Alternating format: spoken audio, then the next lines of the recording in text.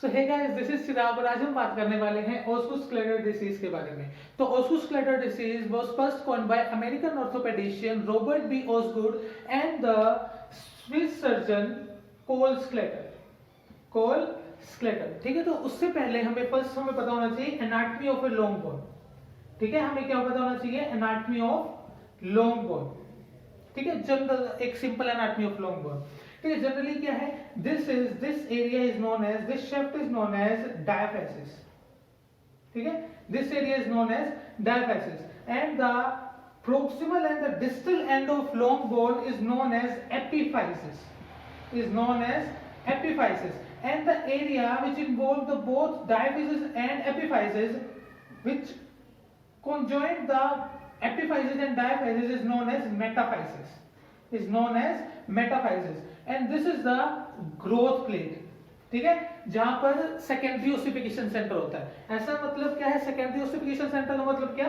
ये अभी हम बात करेंगे जब हम बात करेंगे primary ossification centre and secondary ossification centre की। Primary ossification centre is the first area to start ossify. ठीक है, generally this is the long bone. तो जो सबसे पहले एरिया जो ओसिफाई हुआ होगा इस बोन का, that is the primary ossification centre which is present in the diaphysis. ठीक है, अगर मैं बात करूं सेकेंडरी ओसिफिकेशन सेंटर की, it appears after the primary ossification centre, जो कि कब होता है? एपिफाइसिस में होता है। ठीक है, it is responsible for the bony elongation. मतलब क्या है इसका? मतलब ये कि जनरली पहले क्या होता है कि प्राइमरी ओसिफिकेशन सेंटर शेफ्ट की तरफ से अपना बोन को इलोंगेशन करता है, और उसके बाद क्या होता है? एपिफाइसिस से डिस्टल एंड ऑफ बोन को बोन इलोंगेशन होता है। बोन इलोंगेशन में एनहांसमेंट मिलती है। किससे मिलती है? At the epiphysis. Epiphysis is known as the secondary ossification centre. मतलब secondary ossification centre occurs at the epiphysis.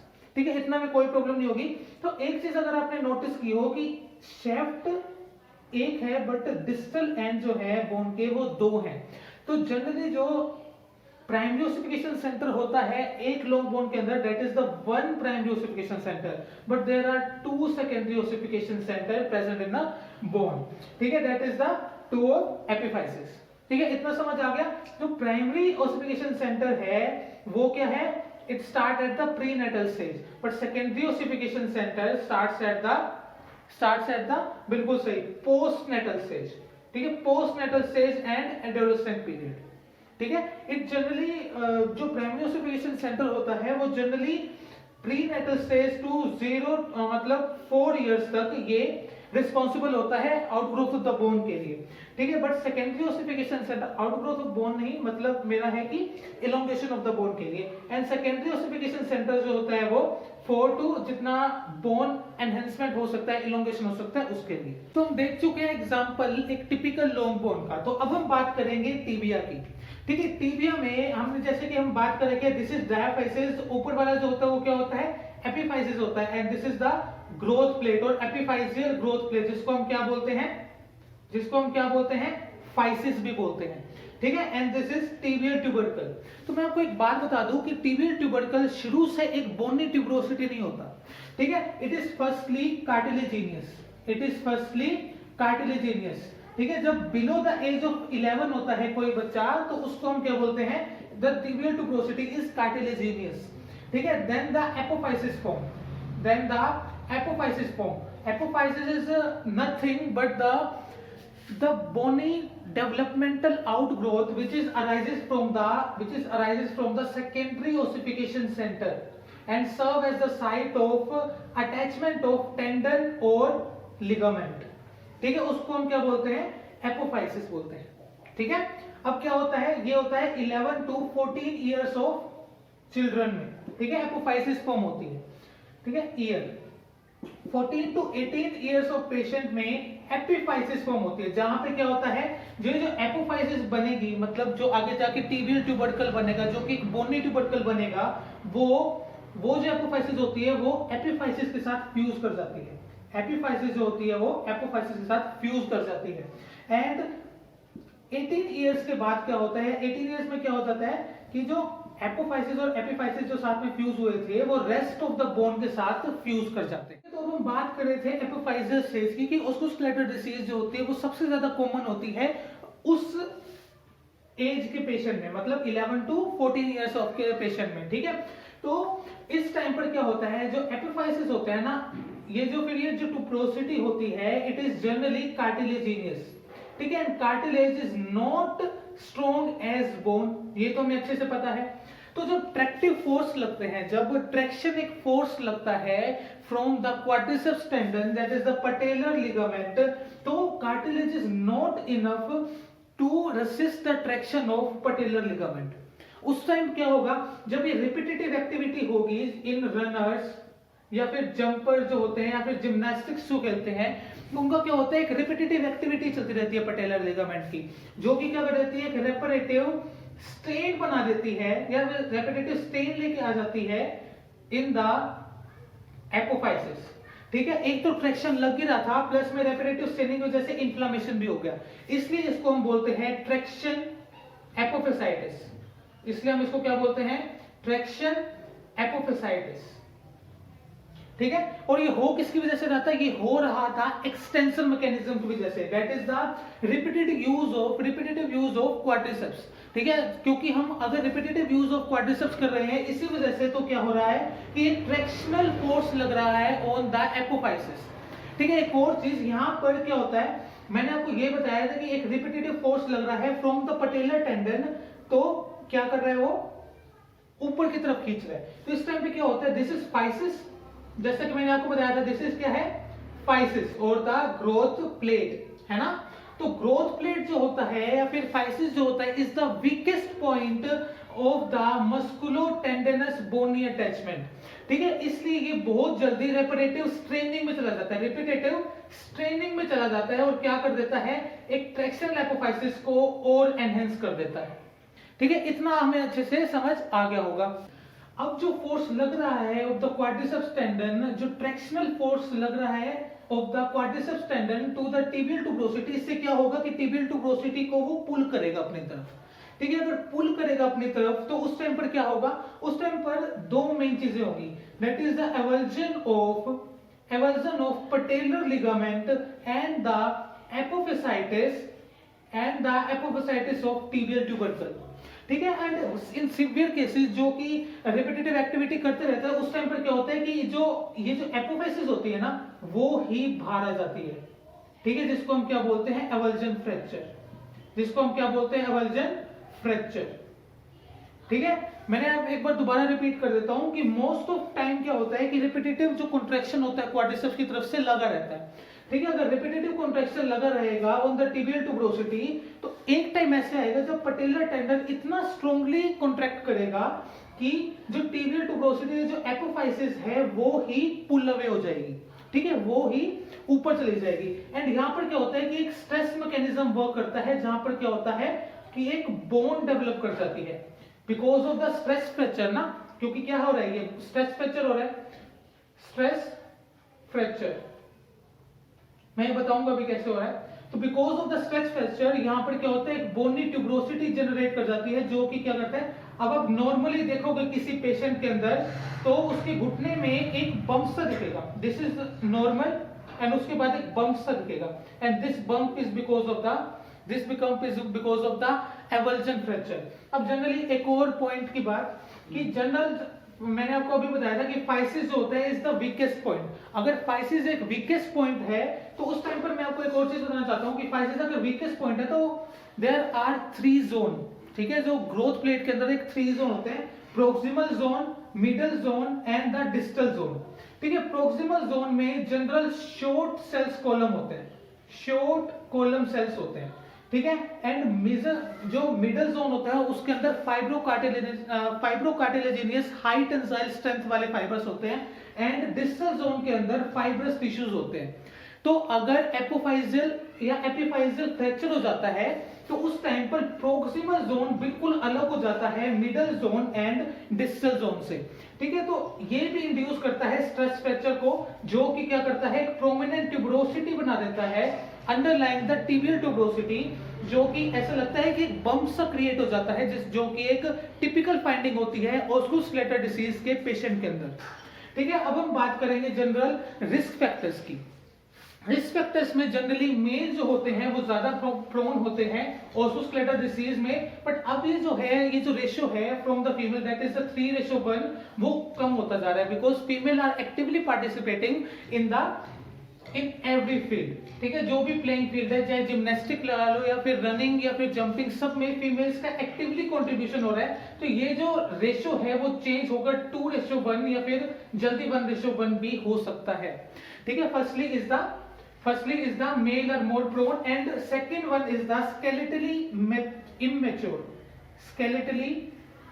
immature patient, जो कि अभी स्केलेटली डेवलप हो रहे हैं या फिर जिनकी स्केलेटल ग्रोथ हो रही है। रैपिड स्केलेटल ग्रोथ पेशेंट के अंदर सबसे ज्यादा केसेस आ रहे हैं ऑस्कुलस्केलेटल डिसीज के।